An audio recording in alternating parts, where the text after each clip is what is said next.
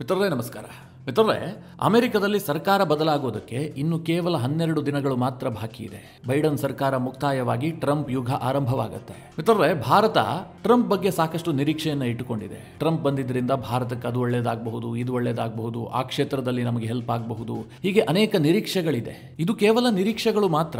ಇದು 100% ಈಡೇರುತ್ತೆ ಅಂತ ಹೇಳೋದಕ್ಕೆ ಸಾಧ್ಯ ಇಲ್ಲ.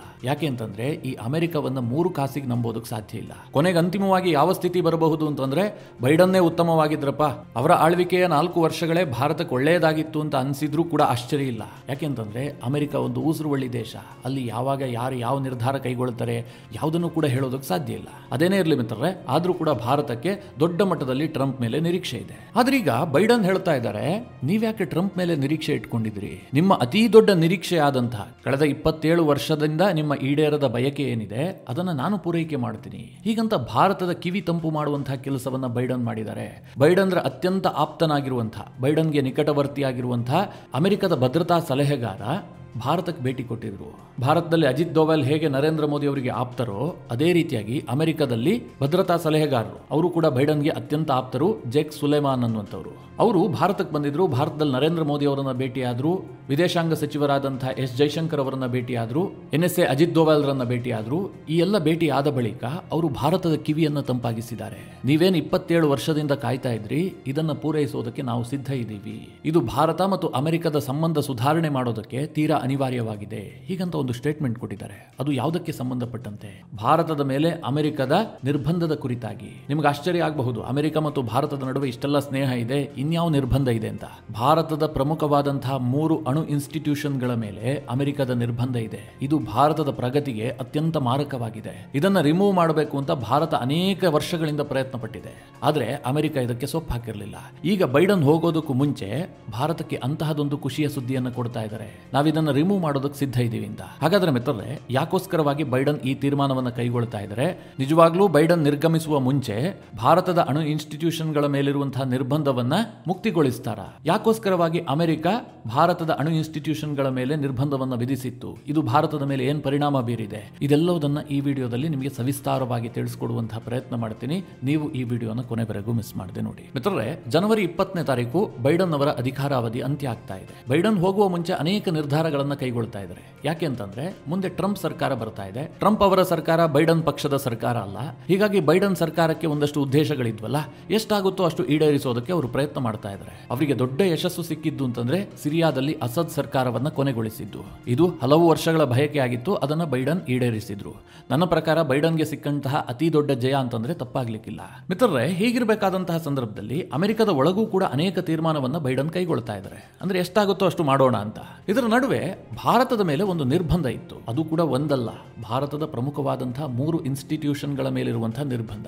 ಇದನ್ನ ರಿಮೂವ್ ಮಾಡುವ ಬಗ್ಗೆ ಅಮೆರಿಕ ಯೋಚನೆ ಮಾಡ್ತಾ ಇದೆ. ಅಮೆರಿಕದ ರಾಷ್ಟ್ರೀಯ ಭದ್ರತಾ ಸಲಹೆಗಾರರಾಗಿರುವಂತಹ ಜೇಕ್ ಸುಲೇಮಾನ್ ಭಾರತಕ್ಕೆ ಭೇಟಿ ಕೊಟ್ಟಿದ್ರು. ಭೇಟಿ ಕೊಟ್ಟಂತಹ ಸಂದರ್ಭದಲ್ಲಿ ನಮಗೆ ಮನಸ್ಸಿದೆ, ನಾವು ಈ 3 ಇನ್ಸ್ಟಿಟ್ಯೂಷನ್ಗಳ ಮೇಲಿರುವಂತಹ ನಿರ್ಬಂಧವನ್ನ ರಿಮೂವ್ ಮಾಡೋದಕ್ಕೆ ಬಯಸ್ತಾ ಇದ್ದೀವಿ ಹೀಗಂತ ಹೇಳಿಕೆ ಕೊಟ್ಟಿದ್ದಾರೆ. ಹೀಗಂತ ಹೇಳಿ ಅವರಿಗೆ ಅಮೆರಿಕಕ್ಕೆ ಹೋಗಾಗಿದೆ. ಇನ್ನು 12 ದಿನಗಳ ಕಾಲ ಬೈಡನ್ ಕಾರ್ಯಾವಧಿ ಇದೆ. ಈ ಸಂದರ್ಭದಲ್ಲಿ ಬೈಡನ್ ಏನಾದರೂ ಅದಕ್ಕೆ ಸಹಿ ಹಾಕ್ತಾರಾ?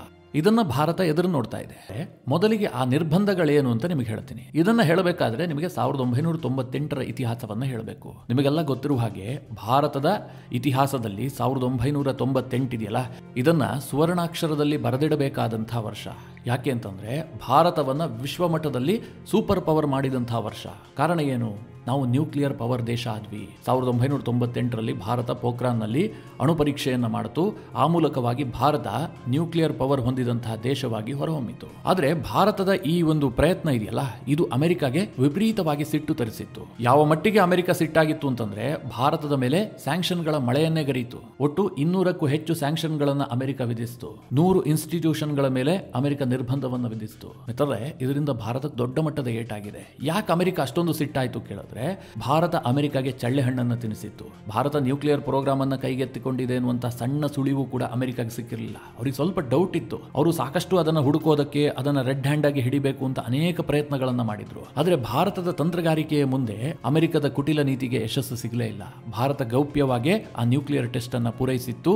ಆ ಸಂದರ್ಭದಲ್ಲಿ ಭಾರತದ ಪ್ರಧಾನಿಯಾಗಿದ್ದಂತಹ ಅಟಲ್ ಬಿಹಾರಿ ವಾಜಪೇಯಿ ಅಧಿಕೃತವಾಗಿ ಘೋಷಣೆಯನ್ನು ಕೂಡ ಮಾಡಿದ್ರು. ಭಾರತದ ನ್ಯೂಕ್ಲಿಯರ್ ಪ್ರೋಗ್ರಾಂ ಯಶಸ್ವಿಯಾಗಿದೆ, ಭಾರತ ಈಗ ಅಣ್ವಸ್ತ್ರ ಹೊಂದಿದಂತಹ ದೇಶ ಅಂತ.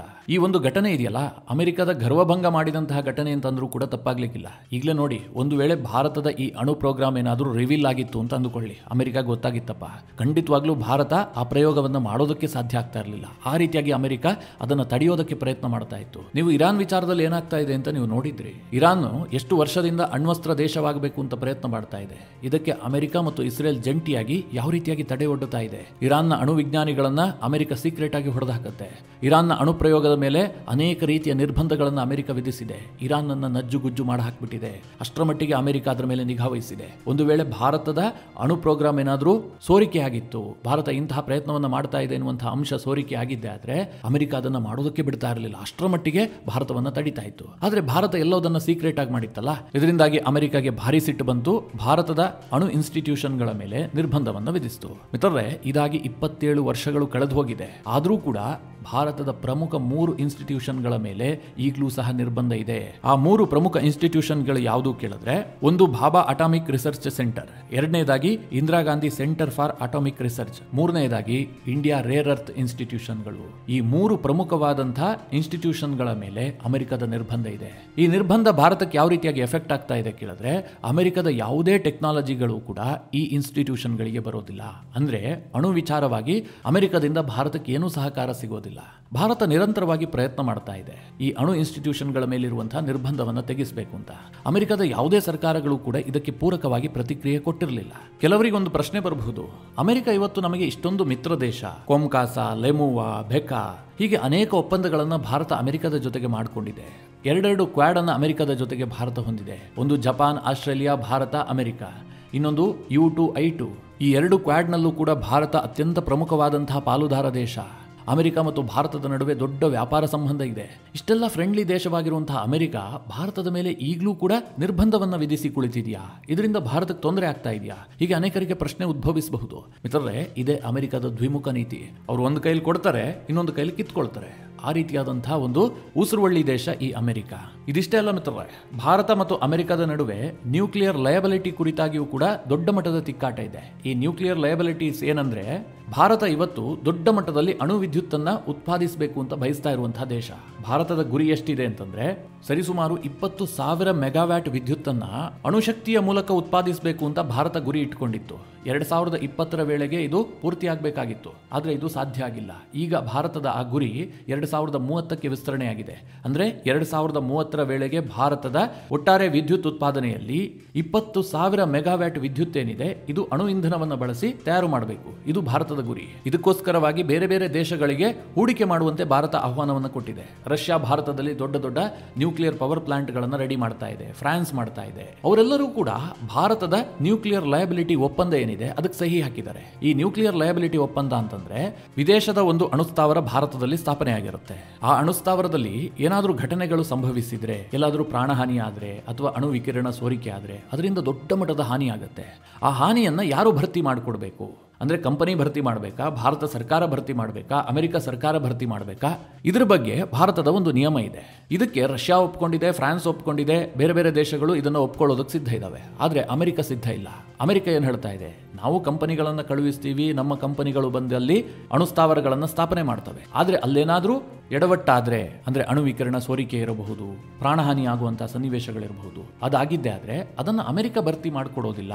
ಅದರ ಹೊಣೆಗಾರಿಕೆಯನ್ನು ಅಮೆರಿಕವೂ ಹೊತ್ತುಕೊಳ್ಳೋದಿಲ್ಲ, ಅಮೆರಿಕದ ಕಂಪನಿಗಳು ಕೂಡ ಹೊತ್ತುಕೊಳ್ಳೋದಿಲ್ಲ. ಹೀಗಂತ ಅಮೆರಿಕ ಹೇಳ್ತಾ ಇದೆ. ಹೀಗಾಗಿ ಭಾರತ ಮತ್ತು ಅಮೆರಿಕದ ನಡುವೆ ಇದು ತಿಕ್ಕಾಟ ಆಗ್ತಾನೆ ಇತ್ತು. ಭಾರತ ಇದನ್ನು ಒಪ್ಕೊಳ್ಳೋದಕ್ಕೆ ಸಿದ್ಧ ಇಲ್ಲ. ಈಗಾಗಲೇ ನಾವು ರಷ್ಯಾ ಜೊತೆಗೆ ಏನು ಒಪ್ಪಂದ ಮಾಡ್ಕೊಂಡಿದ್ದೀವಿ, ರಷ್ಯಾದ ಅಣು ವಿದ್ಯುತ್ ಸ್ಥಾವರ ಭಾರತದಲ್ಲಿದ್ದು ಅದರಲ್ಲಿ ಏನಾದರೂ ವ್ಯತ್ಯಾಸಗಳಾಗಿದ್ದೆ ಆದರೆ ಅದರ ಕಂಪ್ಲೀಟ್ ಜವಾಬ್ದಾರಿ ರಷ್ಯಾದ್ದೇ ಆಗಿರುತ್ತೆ. ಅದರಿಂದ ಎಷ್ಟು ನಷ್ಟ ಆಗುತ್ತೋ ಅದನ್ನು ರಷ್ಯಾವೇ ಭರ್ತಿ ಮಾಡಿಕೊಡ್ಬೇಕು. ಫ್ರಾನ್ಸ್ ಕೂಡ ಇದೇ ಒಪ್ಪಂದಕ್ಕೆ ಸಹಿ ಹಾಕಿದೆ. ಆದರೆ ಅಮೆರಿಕ ಇದಕ್ಕೆ ಸಿದ್ಧ ಇರಲಿಲ್ಲ. ಭಾರತ ಏನು ಹೇಳ್ತಾ ಇದೆ, ನೀವು ಕಂಪನಿಯನ್ನು ತೆರೀತೀರಿ ಅಂತಂದ್ರೆ ಇಲ್ಲೇನೇ ಎಡವಟ್ಟಾದರೂ ಕೂಡ ಅದರ ಜವಾಬ್ದಾರಿಯನ್ನು ನೀವೇ ಹೊತ್ತುಕೊಳ್ಳಬೇಕು ಅಂತ. ಆದ್ರೆ ಈಗ ಭಾರತಕ್ಕೆ ಬಂದಿದ್ದಂತಹ US national security advisor Jake Sullivan ಭಾರತಕ್ಕೊಂದು ಭರವಸೆ ಕೊಟ್ಟಿದ್ದಾರೆ. ನಾವು ಈ ಎಲ್ಲ ನಿರ್ಬಂಧವನ್ನು ರಿಮೂವ್ ಮಾಡೋದಕ್ಕೆ ಬಯಸ್ತಾ ಇದ್ದೀವಿ, ಜೊತೆಗೆ ಭಾರತದೊಂದಿಗೆ ಉತ್ತಮವಾದಂತಹ ಅಣು ಸಂಬಂಧವನ್ನು ಕೂಡ ವೃದ್ಧಿ ಮಾಡ್ಕೊಳ್ತೀವಿ. ಅದಕ್ಕೆ ಬೇಕಾದಂತಹ ನಿರ್ಧಾರಗಳನ್ನು ಅಮೆರಿಕ ಕೈಗೊಳ್ಳಬೇಕು, ಅದಕ್ಕೆ ಪೂರಕವಾಗಿ ಹೆಜ್ಜೆ ಇಡ್ತೀವಿ, ಹೀಗಂತ ಅವರು ಭರವಸೆ ಕೊಟ್ಟಿದ್ದಾರೆ. ಮಿತ್ರರೇ, ಇದು ಭಾರತದ ಕಿವಿ ತಂಪಾಗಿಸುವಂತಹ ಒಂದು ಸುದ್ದಿಯೇ ಹೊರತು ಜಕ್ ಸುಲಿವಾನ್ ಈಗ ಅಮೆರಿಕಕ್ಕೆ ಹೋಗಿ ತಕ್ಷಣ ಏನೋ ನಿರ್ಧಾರ ಕೈಗೊಳ್ತಾರೆ ಅಂತ ನನಗಂತೂ ಅನಿಸ್ತಾ ಇಲ್ಲ. ಒಂದು ವೇಳೆ ಆದರೂ ಆಗಬಹುದು, ಬೈಡನ್ ಏನಾದರೂ ಇದಕ್ಕೆ ಸಹಿ ಹಾಕಿ ನಿರ್ಗಮಿಸಬಹುದು. ಒಂದು ವೇಳೆ ಬೈಡನ್ ಏನಾದರೂ ಭಾರತದ ಅಣು ಇನ್ಸ್ಟಿಟ್ಯೂಷನ್ಗಳ ಮೇಲಿನ ನಿರ್ಬಂಧವನ್ನು ರಿಮೂವ್ ಮಾಡುವಂತಹ ರೆಸೊಲ್ಯೂಷನ್ಗೆ ಸಹಿ ಹಾಕಿದ್ದೆ ಆದರೆ ಭಾರತ ಬೈಡನ್ರನ್ನ ಯಾವ ಕಾರಣಕ್ಕೂ ಮರೆಯುವಂತೆಯೇ ಇಲ್ಲ. ಬೈಡನ್ ಫೋಟೋವನ್ನು ನಮ್ಮ ಸಂಸತ್ನಲ್ಲಿ ಹಾಕಿದ್ರೂ ಕೂಡ ಏನು ತಪ್ಪೇನಿಲ್ಲ. ಅಷ್ಟರ ಮಟ್ಟಿಗೆ ಭಾರತಕ್ಕೆ ಹೆಲ್ಪ್ ಆಗುತ್ತೆ. ಇದಾಗತ್ತಾ? ಬೈಡನ್ ಇದನ್ನು ಮಾಡ್ತಾರಾ? ಇದೇ ಈಗಿರುವಂತಹ ಪ್ರಶ್ನೆ. ಬಹುತೇಕ ಸಾಧ್ಯತೆಗಳು ಕಡಿಮೆ ಇದೆ. ಆದರೆ ಇದಕ್ಕೊಂದು ಅಡಿಗಲ್ಲನ್ನ ಇಟ್ಟು ಹೋಗಿದ್ದೆ ಆದರೆ ಟ್ರಂಪ್ ಇದನ್ನು ಮುಂದುವರಿಸಬಹುದು. ಟ್ರಂಪ್ ಕಾಲದಲ್ಲಿ ನಮಗೆ ಸ್ವಲ್ಪ ನಿರೀಕ್ಷೆಗಳು ಜಾಸ್ತಿ ಇದೆ. ಭಾರತ ಟ್ರಂಪ್ರೊಂದಿಗೆ ಉತ್ತಮವಾದ ಸಂಬಂಧವನ್ನು ವೃದ್ಧಿ ಮಾಡಿಕೊಂಡಿದೆ. ಟ್ರಂಪ್ ಭಾರತದ ಬಗ್ಗೆ ಒಳ್ಳೆಯ ಅಭಿಪ್ರಾಯವನ್ನು ಹೊಂದಿದ್ದಾರೆ. ಹೀಗಾಗಿ ಟ್ರಂಪ್ ನಮಗೆ ಹೆಲ್ಪ್ ಮಾಡಬಹುದು. ಈ ಎಲ್ಲ ನಿರ್ಬಂಧಗಳಿಂದ ಭಾರತದ ಈ ಪ್ರಮುಖವಾದಂತಹ 3 ಇನ್ಸ್ಟಿಟ್ಯೂಷನ್ಗಳೇನಿದ್ದಾವೆ ಇದು ಹೊರಗೆ ಬರಬಹುದು ಅನ್ನುವಂತಹ ನಿರೀಕ್ಷೆಗಳು ಭಾರತ ಸರ್ಕಾರಕ್ಕೆ ಈಗ ಆರಂಭ ಆಗಿದೆ. ಮಿತ್ರರೇ, ಈ ಡೆವಲಪ್ಮೆಂಟ್ಗಳ ಕುರಿತಾಗಿ ನೀವೇನು ಹೇಳ್ತೀರಿ? ಅಮೆರಿಕ ನಿಜವಾಗ್ಲೂ ಕೂಡ ಈ ಸ್ಯಾಂಕ್ಷನ್ಗಳಿಂದ ಭಾರತಕ್ಕೆ ಮುಕ್ತಿ ಕೊಡುತ್ತಾ? ನಿಮ್ಮ ಅನಿಸಿಕೆ ಅಭಿಪ್ರಾಯಗಳನ್ನು ಕಮೆಂಟ್ ಮಾಡುವ ಮೂಲಕ ನಮಗೆ ತಿಳಿಸಿ. ಹಾಗೆ ನಿಮಗೆ ಈ ವಿಡಿಯೋ ಇಷ್ಟವಾದರೆ ಲೈಕ್ ಮಾಡಿ. ಜೊತೆಗೆ ನೀವಿನ್ನೂ ನಿಮ್ಮ ನೆಚ್ಚಿನ ಸಂಸ್ಕಾರ ಸೌರಭ ಯೂಟ್ಯೂಬ್ ಚಾನಲ್ನ ಸಬ್ಸ್ಕ್ರೈಬ್ ಮಾಡಿಲ್ಲ ಅಂತಾದರೆ ಈ ಕೂಡಲೇ ಸಬ್ಸ್ಕ್ರೈಬ್ ಮಾಡಿ. ಮುಂದಿನ ಎಲ್ಲ ಅಪ್ಡೇಟ್ಗಳ ನೋಟಿಫಿಕೇಶನ್ಗಾಗಿ ಬೆಲ್ ಐಕಾನ್ ಒತ್ತಿ.